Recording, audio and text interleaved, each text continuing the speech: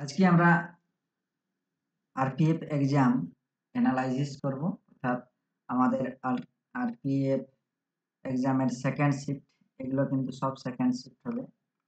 ঠিক আছে? সেই সেকেন্ড শিফটের প্রশ্ন হবে। দেখো আমাদের কিন্তু এখানে ফার্স্ট শিফট লেখা রয়েছে, অর্থাৎ আমাদের এই যে ফার্স্ট শিফট, এগুলো কিন্তু আমাদের সেকেন্ড শিফট হবে। সেকেন্ড শিফটের প্রশ্ন 4-3-2000 সেকেন্ড শিফটের প্রশ্নগুলো কিন্তু আমরা দেখে নেব। যতগুলো প্রশ্ন কালেকশন আছে সেগুলো থেকে আমরা কিন্তু দেখি, সেগুলোকে আমরা আলোচনা করে নেব। প্রথম প্রশ্ন কি রয়েছে? গঙ্গা নদীর দৈর্ঘ্য কত? গঙ্গা নদীর দৈর্ঘ্য হচ্ছে 2525 বা 2525 কিলোমিটার, বা মাইলে যদি দেখি 1569 মাইল। আচ্ছা, এখান থেকে কি পয়েন্ট কিছু দেখে নিই। এটি ভারতের দীর্ঘতম নদী এবং এটি গঙ্গা নদী আমাদের দীর্ঘতম নদী, এবং এই গঙ্গা নদীর বৈশিষ্ট্য কি যদি দেখতে পাচ্ছি, গঙ্গা নদী হচ্ছে কি, গঙ্গা হচ্ছে উত্তরাখণ্ডের পশ্চিম হিমালয় থেকে উৎপন্ন হয়েছে। এটি উত্তর ভারতের গাঙ্গেয় সমভূমির মধ্য দিয়ে দক্ষিণ ও পূর্ব দিকে প্রবাহিত হয়েছে। গঙ্গার নদীর ডান তীরের উপনদী হচ্ছে আমাদের যমুনা, এবং গঙ্গার বাম তীরের উপনদীগুলি রামগঙ্গা, ঘাগরা, গণ্ডক, কোশি এবং মহানন্দা রয়েছে। এছাড়া আমাদের কি রয়েছে, গঙ্গা নদী হিন্দুদের কাছে একটি পবিত্র জলাশয় হিসেবে কাউন্ট হয়ে থাকে, এবং গঙ্গা নদী ভারতীয় প্রজাতন্ত্রের জাতীয় নদী হিসাবে ধরা হয়, বা জাতীয় নদী। গঙ্গা নদী অনাদিকাল থেকে হিন্দু ধর্মের মধ্যে পবিত্র নদী হিসাবে গণনা হয়ে আসছে, বা গঙ্গা নদী এরকম ধরা হয়। ঠিক আছে? পবিত্র নদী হিসাবে মানা হয় বা ধরা হয়। পরের প্রশ্ন কি রয়েছে দেখো, পরের প্রশ্ন রয়েছে যে গৌতম বুদ্ধের প্রথম উপদেশ কোথায় দিয়েছিল, বা প্রথম উপদেশ বা ধর্মোপদেশ কোথায় দিয়েছিল? তাহলে প্রথম উপদেশ বা ধর্মোপদেশ দিয়েছিল সারনাথের প্রথম, অর্থাৎ সারনাথে, বুদ্ধ সারনাথে আমাদের প্রথম ধর্ম উপদেশ দিয়েছিল। তাহলে গৌতম বুদ্ধ সম্পর্কে আমরা কিছু যদি জানি, গৌতম বুদ্ধ একটানা 44 দিন ধ্যান করার পর গৌতম বুদ্ধ বিহারের বৌদ্ধগয়া গ্রামে একটি অশ্বত্থ গাছের নিচে বোধিজ্ঞান লাভ করেছিলেন, এবং এই বুদ্ধ উত্তরপ্রদেশের বেনারস শহরের কাছে সারনাথ গ্রামে তার প্রথম ধর্মোপদেশ দিয়েছিলেন বা দেন। এই ঘটনাটি, এই যে ধর্মোপদেশ দেওয়া, এই ঘটনাটি কিন্তু ধর্মচক্র প্রবর্তন নামে পরিচিত, অর্থাৎ ধর্মের চাকা পরিবর্তন বা ধর্মের চাকা ঘোরানো, যেটা আমাদের সেই নামে পরিচিত হয়েছে। তিনি 40 বছর বয়সেই, এই 40 বছর বয়সেই 40 হ্যাঁ, 483 খ্রিস্টপূর্বাব্দে উত্তরপ্রদেশের একটি শহরে কুশীনগর স্থানে তিনি মৃত্যুবরণ করেন। ঠিক আছে? আর এই মৃত্যুবরণ করাটাকে মহান পরিনির্বাণ হিসেবে জানা যায়। ঠিক আছে? নেক্সট। পরের প্রশ্ন দেখো, সিকিমের মুখ্যমন্ত্রীর নাম কি? সিকিমের মুখ্যমন্ত্রীর নাম হচ্ছে প্রেম সিং তামাং। প্রেম সিং তামাং, দেখো এই হচ্ছে আমাদের সিকিমের মুখ্যমন্ত্রী। পরের প্রশ্ন কি রয়েছে, সমুদ্র উপকূলে কোন রাজ্যটি অবস্থিত? তাহলে সমুদ্র উপকূলে যে রাজ্যটি অবস্থিত সেটা হচ্ছে আমাদের কি, কেরালা। মানে সঠিক উত্তর কেরালা। এছাড়া আমাদের যেটা দেখবে, তোমাদের যেটা ছিল সেটা কেরালাই বলছি, কেরালা অপশনের মধ্যে ছিল, যার জন্য কেরালা বলা হচ্ছে। দেখো আমাদের গুজরাট, মহারাষ্ট্র, গোয়া, কর্ণাটক, কেরালা, তামিলনাড়ু, অন্ধ্রপ্রদেশ, উড়িষ্যা। ঠিক আছে? পশ্চিমবঙ্গের রাজ্যগুলির মধ্যে ভারতের সমুদ্র উপকূল অবস্থিত। এছাড়াও রয়েছে পুদুচেরি, লাক্ষাদ্বীপ এবং আন্দামান ও নিকোবর দ্বীপপুঞ্জ সমুদ্র উপকূলে অবস্থিত। এগুলো, এই যে সবগুলো গুজরাট, মহারাষ্ট্র, গোয়া, কর্ণাটক, কেরালা, তামিলনাড়ু, অন্ধ্রপ্রদেশ, উড়িষ্যা, এগুলো সবই কিন্তু আমাদের কি, এই উপকূলবর্তী বা সমুদ্র উপকূলে অবস্থিত। আমাদের দেখি যদি ভারতের উপকূল রেখার দৈর্ঘ্য, মোট যদি উপকূল রেখার দৈর্ঘ্য দেখা হয় 7517 কিলোমিটার, এর মধ্যে 5423 কিলোমিটার ভারতীয় উপদ্বীপের এবং 2294 হচ্ছে আমাদের আন্দামান এবং নিকোবর ও লাক্ষাদ্বীপের অন্তর্গত। ঠিক আছে? এটা ভারতের উপকূল রেখার পশ্চিমে আরব সাগর এবং পশ্চিমে আরব সাগর এবং ভারত সাগর এবং পূর্বে বঙ্গোপসাগরের দ্বারা বিভক্ত হয়েছে, এবং এই দ্বারা, এই সাগরগুলো দ্বারা বা মহাসাগরগুলো দ্বারাই আমাদের কিন্তু কি হয়েছে, এই উপকূল রেখাটা তৈরি হয়েছে। এবং সবচেয়ে যদি দীর্ঘতম উপকূল রেখা দেখা হয়, তাহলে সবচেয়ে গুজরাটের উপকূল রেখা বা উপকূল রেখাটি সবচেয়ে দীর্ঘতম। এছাড়া তারপরে তামিলনাড়ু এবং অন্ধ্রপ্রদেশ রাজ্যের উপকূল অংশ করমণ্ডল উপকূলে পড়ে, এবং মহারাষ্ট্রের উপকূল রেখাটি কোঙ্কণ উপকূলের মধ্যে পড়ে, এবং ভারতের প্রথম সামুদ্রিক জাতীয় উদ্যান হচ্ছে কচ্ছ উপসাগরে অবস্থিত সামুদ্রিক জাতীয় উদ্যান। ঠিক আছে? সামুদ্রিক জাতীয় উদ্যান কচ্ছ উপসাগরে অবস্থিত। আচ্ছা, আরো কিছু কি পয়েন্ট রয়েছে যে ভারতের রাজ্যগুলি গুজরাটের দীর্ঘতম, আচ্ছা ওইটা যে বলাই হলো, তবুও আরেকবার, ভারতের দীর্ঘতম মূল ভূখণ্ডের উপকূল রেখার মধ্যে রয়েছে, এবং উপকূল রেখার দৈর্ঘ্য, টোটাল ভারতের উপকূল রেখার দৈর্ঘ্য হচ্ছে ৭৫১৬.৬ কিমি। আচ্ছা, মূল ভূখণ্ড, যার মধ্যে মূল ভূখণ্ড ৫৪22.৬ কিলোমিটার, আর একটা হচ্ছে ২০৯৪ কিলোমিটার নিয়ে গঠিত। এবং অন্ধ্রপ্রদেশ উপকূল রেখা, সেটা হচ্ছে সবচেয়ে দীর্ঘতম উপকূলবর্তী ও ভারতের সবচেয়ে দীর্ঘ উপকূল রেখা। বেশি রয়েছে আমাদের ভারতের উপকূল রেখা, দীর্ঘতম উপকূল রেখা গুজরাট রয়েছে, এবং অন্ধ্রপ্রদেশ ও দক্ষিণ ভারতের মধ্যে দীর্ঘতম হচ্ছে কি আমাদের অন্ধ্রপ্রদেশ। আমাদের ভারতের মধ্যে যে ৯টি উপকূলীয় রাজ্য রয়েছে, সেই উপকূলীয় রাজ্যগুলি কি রাজ্যগুলি: গুজরাট, মহারাষ্ট্র, গোয়া, কর্ণাটক, কেরালা, তামিলনাড়ু, অন্ধ্রপ্রদেশ, উড়িষ্যা এবং পশ্চিমবঙ্গ। এই ৯টি রাজ্য আমাদের উপকূলীয় রাজ্য। পরে দেখো কি বলা হয়েছে, ভারত সরকার কবে জম্মু এবং কাশ্মীর রাজ্য ৩৭০ ধারা বাতিল করে? তাহলে দেখো, ৫ই আগস্ট ২০১৯ ভারতের রাষ্ট্রপতি সংবিধান আদেশ অর্থাৎ ২০১৯ জারি করে। মানে আদেশটা ২০০০ না, ২০১৯ যে ভারতের রাষ্ট্রপতি সংবিধান আদেশ ২০১৯ জারি করে। এই সংবিধান বা এই ধারা নম্বর ৩৭০ যদি দেখি, ধারা নম্বর ৩৭০ ভারতীয় সংবিধানের স্পেশাল যে রয়েছে, অর্থাৎ ভারতীয় সংবিধানের এই যে ১১ নম্বর অংশে উপস্থিত, যা ভারতের ২১ নম্বর অংশে উপস্থিত, যা ভারতের বিভিন্ন রাজ্যের অস্থায়ী এবং ক্রান্তিকালীন এবং বিশেষ বিধানগুলি নিয়ে গঠিত। অর্থাৎ আমাদের বিশেষ ব্যবস্থা বা বিশেষ অবস্থা দেওয়া হয়, ঠিক আছে, বিশেষ অধিকার দেওয়া হয় সেই সব স্টেটকে স্পেশালভাবে।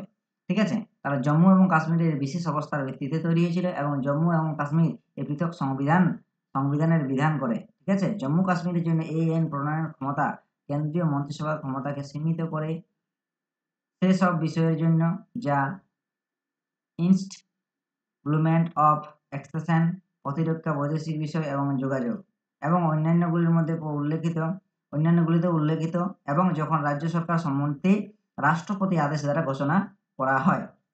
যে প্রক্রিয়ার দ্বারা ধারাটি কার্যকর হওয়া বন্ধ হয় তা নির্দিষ্ট করেছে, অর্থাৎ রাষ্ট্রপতি এই ধরনের বিজ্ঞপ্তি জারি করার আগে রাজ্যের পরিষদের সুপারিশে। ঠিক আছে, যাই হোক, এই বিধানটি আমাদের জম্মু কাশ্মীরের আদেশে ২০১৯ দ্বারা সংশোধন করা হয়েছে। ঠিক আছে, ৩৭০ নম্বর ধারা, ৩৭০ নম্বর ধারা খুবই গুরুত্বপূর্ণ। ঠিক আছে, আচ্ছা, পরের প্রশ্ন, নর্মদা এবং গোদাবরী নদী সম্পর্কিত প্রশ্ন রয়েছে। তো গোদাবরী নদী এবং নর্মদা নদী সম্পর্কে আমরা জেনে নিই। গোদাবরী নদী হচ্ছে দক্ষিণ ভারতের গঙ্গা বলা হয়। গোদাবরী নদীকে কি বলা হয়? দক্ষিণ ভারতের গঙ্গা বলা হয়।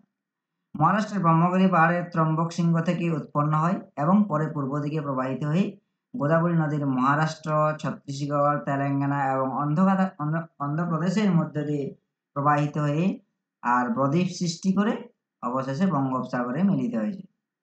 ঠিক আছে, এটি হচ্ছে দক্ষিণ ভারতের দীর্ঘতম নদী এবং এর দৈর্ঘ্য হচ্ছে ১৪৬৫ কিমি।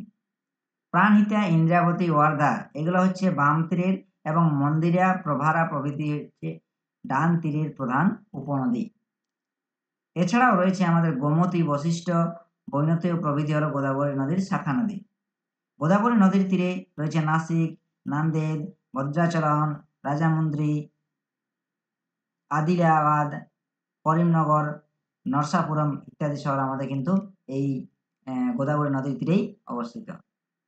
নর্মদা নদী মহাকাল পর্বতের সর্বোচ্চ শৃঙ্গ অমরকন্টক থেকে উৎপন্ন হয়েছে, এবং এটি উত্তর পশ্চিম বেঙ্গল, মধ্যপ্রদেশ, উত্তরপ্রদেশ এবং মহারাষ্ট্র হয়ে গুজরাটের উপর দিয়ে প্রবাহিত হয়ে বিন্ধ্য এবং সাতপুরার সংকীর্ণ গিরিখাত অতিক্রম করে খাম্বাদ উপসাগরে মিলিত হয়েছে।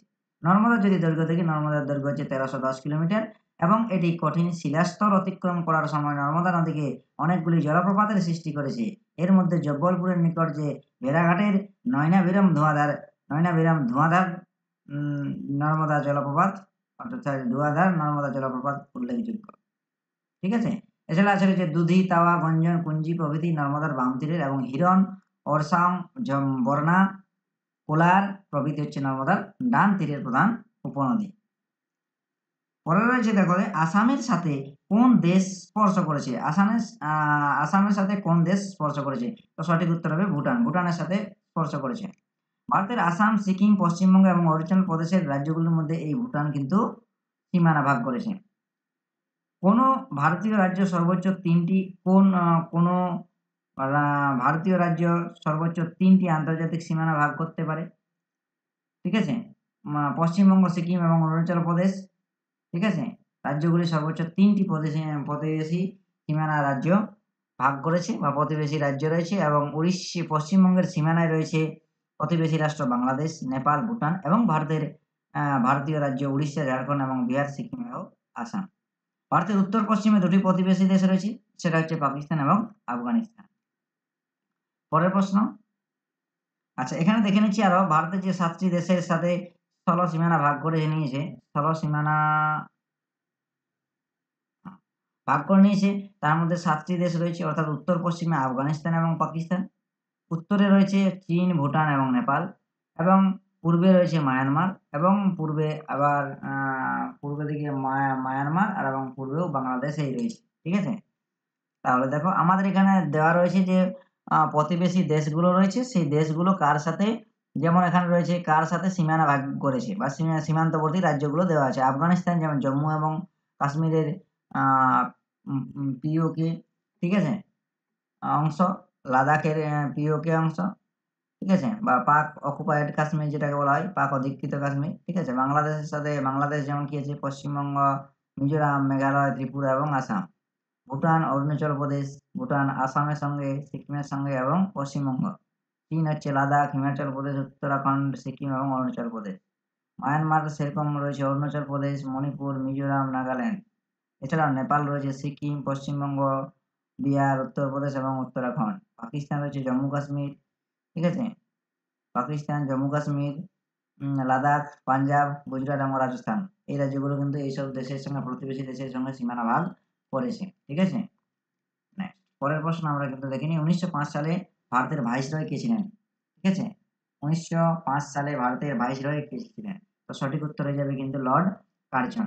এই লর্ড কার্জন ১৯০৫ সালে ভাইসরয় হিসেবে ছিলেন এবং তিনি ব্রিটিশ রাজনীতিবিদ একজন ছিলেন। লর্ড কার্জন সম্পর্কে আমরা আরো কিছু জেনে নিই। তার আসল নাম হচ্ছে জর্জ নাথালিয়ান কার্জন। তিনি কেডলেস্টন ১ম মার্কসের কার্জন ছিলেন। তিনি ১৮৯৯ থেকে ১৯০৫ সাল পর্যন্ত ভারতের ভাইসরয় হিসাবে নিযুক্ত ছিলেন। তার সময় অবিভক্ত বেঙ্গল প্রেসিডেন্সি বিভাজন হয়েছিল। এই বিভাজন উল্লেখযোগ্য সমালোচনার সম্মুখীন হতে হয়েছিল। ১৯০৫ সালে ১৬ অক্টোবর লর্ড কার্জনের আদেশে প্রথম বঙ্গভঙ্গ সম্পন্ন হয়েছিল। এই বঙ্গভঙ্গে বেশিরভাগ মুসলিম পূর্ব অঞ্চলগুলি বেশিরভাগ হিন্দু পশ্চিমাঞ্চল থেকে পৃথক করেছিল এবং ১৯১১ সালে প্রচণ্ড গণ আন্দোলনের ফলশ্রুতি হিসাবে বঙ্গভঙ্গ রহিত হয়। ঠিক আছে? বা রদ হয় যেটা বলি আমরা। পরে দেখো আমাদের কি রয়েছে, সম্প্রতি রিভার্স রেপো রেট কত? অর্থাৎ সম্প্রতি আরবিআই এর, ঠিক আছে? আরবিআই এর রিভার্স রেপো রেট কত? তো 3.35%। ঠিক আছে? এই হারে ৭ই ফেব্রুয়ারি ২০২৫ তারিখ রিজার্ভ ব্যাংক অফ ইন্ডিয়া পর্যালোচনা করেছিল। রেপো রেট সম্পর্কে আমরা কিছু তথ্য জেনে নেব। রেপো রেট হচ্ছে সেই সুদের হার যেখানে আরবিআই বাণিজ্যিক ব্যাংকগুলোকে বিভিন্ন জামানতের বিপরীতে তহবিল ধার করার অনুমতি দেন। ২ নম্বর কি বলছে, মুদ্রাস্ফীতি নিয়ন্ত্রণের জন্য মুদ্রা কর্তৃপক্ষ রেপো রেট ব্যবহার করেন। মুদ্রাস্ফীতির সময়ে কেন্দ্রীয় ব্যাংক রেপো হারে বৃদ্ধি করে। ঠিক আছে? রেপো রেট কমানোর ফলে ব্যাংকগুলিকে ঋণ গ্রহণের খরচ কমে যায়। গৃহ ঋণের সুদের হার কমাতে উৎসাহিত হয়, যার ফলে কার্যকরভাবে ইএমআই সস্তা হয় এবং ঋণের সময়কালও কম হয়। এরপর রয়েছে আমাদের কি অনুচ্ছেদ ২১ কোনটির সাথে সম্পর্কিত? তো সঠিক উত্তর হচ্ছে জীবন এবং ব্যক্তিগত স্বাধীনতার সুরক্ষার সঙ্গে যুক্ত। এখান থেকে কি আছে? এখান থেকে ২১ এর যে ২১ নম্বর ধারা বলে যে ভারতের প্রতিটি নাগরিকদের জন্য সবচেয়ে গুরুত্বপূর্ণ মৌলিক অধিকারগুলির মধ্যে একটি করে। ঠিক আছে? আচ্ছা, প্রত্যেক ব্যক্তির জীবন এবং ব্যক্তিগত স্বাধীনতা সুরক্ষার নিশ্চয়তা দেয় এই ধারা। যার অর্থ আইন দ্বারা প্রতিষ্ঠিত পদ্ধতি ব্যতীত কোনো ব্যক্তিকে তার জীবন বা ব্যক্তিগত স্বাধীনতা থেকে বঞ্চিত করা যাবে না বা করা যাবে না। এই ধারাটি মর্যাদার সাথে বাঁচার অধিকার এবং অন্তর্ভুক্ত করে, যা গোপনীয়তার অধিকার, নির্যাতন থেকে স্বাধীনতা এবং অমানবিক আচরণের মতো বিভিন্ন দিককে অন্তর্ভুক্ত করে। ভারতের সুপ্রিম কোর্ট ২১ ধারাকে বিস্তৃতভাবে ব্যাখ্যা করেছে, এর পরিধি বিস্তৃত করেছে যাতে আরো কিছু অধিকার অন্তর্ভুক্ত করা যায়। যেমন পরিষ্কার পরিবেশে অধিকার, শিক্ষার অধিকার এবং স্বাস্থ্য সেবার অধিকার। এগুলোকেও কিন্তু অন্তর্ভুক্ত করা যায়। আচ্ছা, রামকৃষ্ণ পরমহংসদেবের জন্মস্থান কোথায়? তো হুগলি, আগে যে হুগলি ছিল, এখন সেটি চেঞ্জ হয়ে গেছে। আচ্ছা, কামারপুকুর, আমরা কামারপুকুরের ভারতের পশ্চিমবঙ্গ রাজ্যের হুগলি জেলার একটি ছোট্ট গ্রাম, যেখানে কামারপুকুরে জন্মগ্রহণ করেন। এটি 19 শতকের একজন বিশিষ্ট অতীন্দ্রবাদী এবং আধ্যাত্মিক পথপ্রদর্শক রামকৃষ্ণ পরমহংসদেব জন্মগ্রহণ করেছিলেন। ঠিক আছে? যার রামকৃষ্ণ পরমহংসদেবের যদি নাম জানা যায় তাহলে গদাধর চট্টোপাধ্যায়। গদাধর চট্টোপাধ্যায় এবং যার পরম শিষ্য ছিল কি? স্বামী বিবেকানন্দ। স্বামী বিবেকানন্দ। ঠিক আছে? আচ্ছা। তার দর্শন বিশ্বব্যাপী মানুষকে প্রভাবিত করেছিল এবং তার জন্মস্থান পরিদর্শন করতে নিয়ে এসেছে, জন্মস্থান পরিদর্শন এবং তার জন্য এখন উম টুরিস্ট প্লেস হিসাবে কাউন্ট হয়ে থাকে। আচ্ছা। পটাশিয়াম নাইট্রেট কি নামে পরিচিত? পটাশিয়াম নাইট্রেট সলফিটার বা সলফিটার বা নাইট্রেট নামে পরিচিত। এই রাসায়নিক যৌগ যার সূত্র হচ্ছে KNO3 এটা, ঠিক আছে? এর বৈশিষ্ট্য যদি দেখি, এটি কি হবে? আমাদের সাদা কঠিন পদার্থ, জলে দ্রবীভূত হয় বা দ্রবণীয় পানিতে। এটি পটাশিয়াম এবং নাইট্রেট আয়ন দ্বারা গঠিত হয়। এটি ভারত, দক্ষিণ আফ্রিকা, ব্রাজিলের শিলাগুলিতে প্রাকৃতিকভাবেই কিন্তু পাওয়া যায়। কোথায়, কোথায় ব্যবহার করা যায়? সার হিসেবে ব্যবহার করা হয়, কীটনাশক হিসেবে ব্যবহার করা হয়, কাঁচ তৈরিতে বা কাঁচে ব্যবহার করা হয়, আতশবাজি তৈরিতে, বিস্ফোরক, ত্বকের জ্বালানি, খাদ্য সংরক্ষণে, গান পাউডার বা গাছের স্টেম রিমুভার এর জন্য কিন্তু আমরা এই পটাশিয়াম নাইট্রেটকে ব্যবহার করে। পরের প্রশ্ন কি রয়েছে? ১৮৫৭ সালে বিদ্রোহের রাজনৈতিক কারণ কি ছিল? ১৮৫৭ সালের যে রাজনৈতিক কারণগুলি ছিল সেগুলো হচ্ছে ব্রিটিশ শাসন ভারতে নবাবদের পাশাপাশি জমিদারদের ক্ষমতা দখল করে নিয়েছিল। লর্ড ডালহৌসির ডক্ট্রিন অফ ল্যাপস যে নীতিটা অনুসরণ করেছিল সেই নীতিটার জন্য আমাদের কিন্তু বিদ্রোহের সূচনা রাজনৈতিক কারণের মধ্যে পড়ে। আচ্ছা, লর্ড ডালহৌসি বিলোপের মতবাদে প্রিন্সলি স্টেটগুলিকে ব্রিটিশদের দ্বারা সংযুক্ত হতে বাধ্য করেছিল এবং ১৯৪৮ সালে সাতারা এবং ১৮৫৪ সালে ঝাঁসি সংযুক্ত করা হয়েছিল। ঠিক আছে? পরে তারাপুর পারমাণবিক বিদ্যুৎ কেন্দ্র কোন রাজ্যে অবস্থিত? তারাপুর বিদ্যুৎ কেন্দ্র আমাদের কোথায় অবস্থিত? মহারাষ্ট্রের ঠানে জেলার মধ্যে অবস্থিত বা মহারাষ্ট্রে অবস্থিত। কোথায় অবস্থিত? মহারাষ্ট্রে অবস্থিত। ঠিক আছে? মহারাষ্ট্রে অবস্থিত। তারাপুর পারমাণবিক কেন্দ্র অর্থাৎ TAPS যেটাকে শর্ট ফর্ম বলি আমরা, ঠানে জেলার বৈশাইয়ের কাছে অবস্থিত এবং ভারতের প্রথম পারমাণবিক বিদ্যুৎ প্রকল্প হিসেবে শুরু হয়। এটাই তারাপুর পারমাণবিক বিদ্যুৎ কেন্দ্র। ভারত সরকার প্ল্যান্টের জন্য বয়লিং ওয়াটার রিয়েক্টর ব্যবহার করার সিদ্ধান্ত নিয়েছে এবং ১৯৬৪ সালে ৮ই মে ১৯৬৪ সালে ৮ই মে ভারত এবং পাকিস্তান যুক্তরাষ্ট্র সরকারের মধ্যে TAP নির্মাণের জন্য একটি চুক্তি স্বাক্ষরিত হয়। নেক্সট পরে কি রয়েছে? ভারতের সবুজ বিপ্লবে কোন ধরনের বীজ গুরুত্বপূর্ণ ভূমিকা পালন করেছিল? সেটা হচ্ছে উচ্চ ফলনশীল বীজ বা HYV, যেটাকে বলা হয় HYV, high yielding variety, high yielding variety. এটা হচ্ছে সবুজ বিপ্লব ১৯৬৫ সালে ভারতীয় কৃষিতে উচ্চ ফলনশীল বৈচিত্র্য বীজের প্রথম প্রবর্তন করা শুরু হয়েছিল। ঠিক আছে? এবং ১৯৬৫ সালে সরকার ভারতীয় জিনতত্ত্ববিদদের সহায়তায় MS সবুজ বিপ্লবের জনক অর্থাৎ MS স্বামীনাথন, ঠিক আছে? স্বামীনাথন সবুজ বিপ্লবের সূচনা করেছিলেন এবং বিশ্বের যদি আ সবুজ বিপ্লব সম্পর্কে আমরা আরো আগের শিফটে প্রশ্ন পেয়েছি, অর্থাৎ আমাদের আগামী যে পেরিয়ে গেছে সেই শিফটেও প্রশ্ন হয়েছিল স্বামীনাথন সম্পর্কে, অর্থাৎ আমাদের সবুজ বিপ্লব সম্পর্কে। স্বামীনাথন, আচ্ছা, যদি বলা হয় যে বিশ্বের অর্থাৎ গোটা ওয়ার্ল্ডের যে সবুজ বিপ্লবের জনক কে? সেটা হচ্ছে নরম্যান বোরলগ। ঠিক আছে? সেটা হবে নরম্যান বোরলগ। আন্দোলন ৬৭ থেকে আজ ৯৭ পর্যন্ত স্থায়ী এবং দুর্দান্ত সাফল্য হয়েছিল। মানে আন্দোলন বলতে আমাদের এই যে অ্যা সবুজ বিপ্লবটা ৬৭ থেকে ৭৮ পর্যন্ত স্থায়ী ছিল এবং প্রচন্ডভাবে সাফল্য হয়েছিল। এর সাথে আরো ভালো এবং দক্ষ সেচ এবং উন্নতি সারের সঠিক ব্যবহার ছিল। সবুজ বিপ্লবের ফল হিসাবে খাদ্যশস্যের ক্ষেত্রে ভারতকে স্বয়ংপূর্ণ করে তুলেছিল এবং এই HYV বীজগুলি অর্থাৎ হাই ওয়েল্ডিং ভ্যারাইটিজ বীজগুলি গম ফলনের সাথে আরো বেশি সাফল্য পেয়েছিল এবং উপযুক্ত সেচের ব্যবস্থা এই অঞ্চলে অত্যন্ত কার্যকরী করেছিল। অর্থাৎ মানে আল্টিমেটলি HYV আমাদের সবুজ বিপ্লবের সূচনা করেছিল HYV বীজগুলোই। ঠিক আছে? আচ্ছা, দেখো আমরা এখানে জেনে নেব যে কোন বিপ্লব কিসের সাথে সম্পর্কিত? বিপ্লব এবং কিসের সাথে সম্পর্কিত? দেখো, নীল বিপ্লব যদি বলা হয় সেটা মাছের সাথে অবস্থিত, মাছের সাথে সম্পর্কিত। সবুজ বিপ্লব কৃষি উৎপাদনের সাহায্যে সম্পর্কিত। কালো বিপ্লব কি? ঠিক আছে? তাহলে ব্ল্যাক রিভলিউশন যেটা হচ্ছে আমাদের পেট্রোলিয়াম উৎপাদের সাথে। ধূসর বিপ্লব সার উৎপাদনের সাহায্যে। গোলাপি হচ্ছে পেঁয়াজ, চিংড়ি ইত্যাদি উৎপাদনের সাহায্যে। লাল হচ্ছে মাংস এবং টমেটো। রূপালি হচ্ছে ডিম উৎপাদনের সাথে সম্পর্কিত এবং রূপালি তন্তু হচ্ছে তুলা উৎপাদনের সাথে সম্পর্কিত। ১৯৯১ সালে উদারীকরণের ফলাফল কি ছিল? উদারীকরণের অনেক ফল হয়েছিল। কারণ এই সময় লিবারাইজেশন যেটা বলি ১৯৯১ সালে লিবারাইজেশন করেছিল। ঠিক আছে?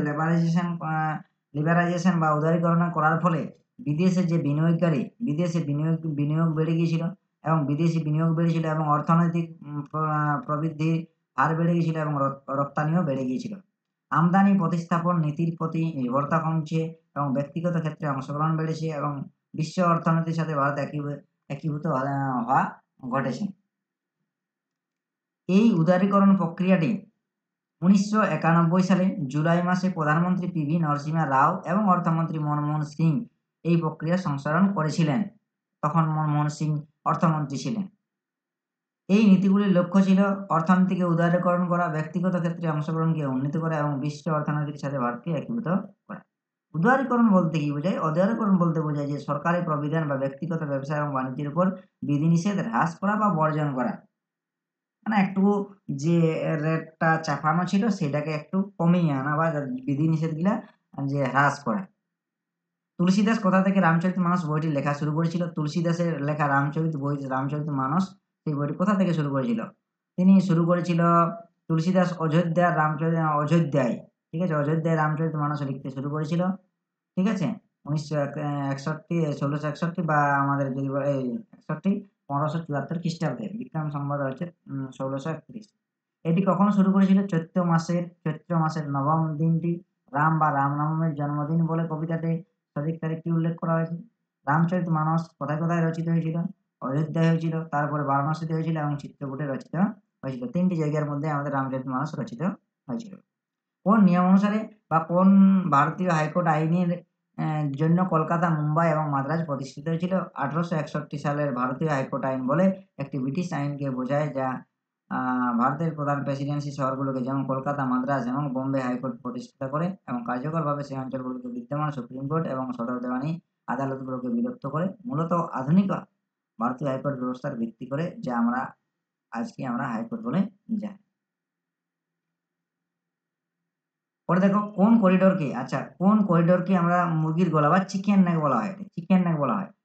শিলিগুড়ি, তাহলে আমরা কোন করিডোরকে? শিলিগুড়ি করিডোরকে চিকেন নেক বলা হয়। কারণ এটাকে মুরগির গলার মতন দেখায়, এই জন্যই আমাদের এটা চিকেন নেক হয়েছে। চিকেন নেকের বৈশিষ্ট্য এই ভূখণ্ডের আকৃতি মুরগির ঘাড়ের মতো বলে একে চিকেন নেক নামেও অভিহিত। এই ভূখণ্ডের সবচেয়ে সংকীর্ণ অংশে ২০ থেকে ২২ কিলোমিটার বা আমরা যদি মাইল হিসাব করি ১২ থেকে ১৪ কিলোমিটার।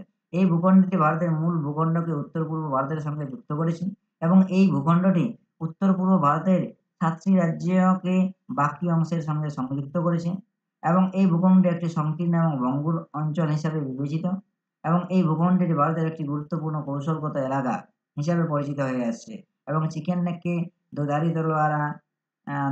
দোধারি তলোয়ার এছাড়াও অ্যাকিলিস হিলস বা গোড়ালি হিসাবেও ডাকা হয় এই চিকেন স্নেককে।